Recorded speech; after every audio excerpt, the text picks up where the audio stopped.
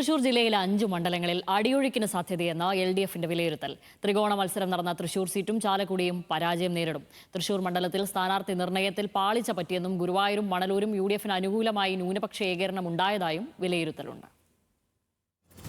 കഴിഞ്ഞ തവണ കൈവിട്ട ജില്ലയിലെ ഏക മണ്ഡലമായ ചാലക്കുടി ഇത്തവണയും തുണയ്ക്കില്ല. 2 തവണ തുടർച്ചയായി ജയിച്ച തൃശൂർ കൈവിടുകയും ചെയ്യും. ഇതിനു പുറമെ സിറ്റിംഗ് സീറ്റുകളായ മണലൂർ, ഗുരുവായൂർ, വടക്കാഞ്ചേരി, കുന്നംകുളം മണ്ഡലങ്ങളിൽ അടിയൊഴുക്കിന് സാധ്യതയുണ്ടെന്നാണ് LDF വിലയിരുത്തൽ. ത്രികോണ പോരാട്ടം നടന്ന തൃശൂരിൽ രാഷ്ട്രീയ മത്സരം കാഴ്ചവെക്കാനായില്ല. സ്ഥാനാർത്ഥി നിർണയത്തിൽ പാളിച്ച സംഭവിച്ചതും പത്മജ വേണുഗോപാലിന് അനുകൂലമായി നായർ സമുദായം നിലപാട് സ്വീകരിച്ചതും തിരിച്ചടിയാകും. 4000 മുതൽ 8000 വോട്ടുകൾക്ക് മണ്ഡലം കൈവിടുമെന്നും നേതൃത്വം വിലയിരുത്തുന്നു. സംഘടനാ പ്രശ്നങ്ങൾ നിലനിൽക്കുന്ന കുന്നംകുളം, വടക്കാഞ്ചേരി മണ്ഡലങ്ങളിൽ ഭൂരിപക്ഷം കുറഞ്ഞേക്കും. വടക്കാഞ്ചേരിയിൽ 5000 മുതൽ 10000 വരെയും കുന്നംകുളത്ത് 8000 മുതൽ 10000 വരെയുമാണ് ഭൂരിപക്ഷം പ്രതീക്ഷിക്കുന്നത്. തൃശൂർ, മണലൂർ, ഇരിങ്ങാലക്കുട, ഒല്ലൂർ തുടങ്ങിയ 4 മണ്ഡലങ്ങളിൽ സിറോ മലബാർ സഭ നിലപാടുകൾ ജയപരാജയങ്ങളെ സ്വാധീനിക്കും. ഗുരുവായൂരും മണലൂരും UDFന് അനുകൂലമായി ന്യൂനപക്ഷ ഏകീകരണം ഉണ്ടായതായും LDF വിലയിരുത്തുന്നു. എങ്കിലും സ്ഥാനാർത്ഥികളുടെ മികവിൽ ജയിച്ചു കയറാം. 2 ഇടങ്ങളിലും 2000 മുതൽ 6000 വരെ ഭൂരിപക്ഷം ലഭിക്കുമെന്നാണ് കണക്ക്.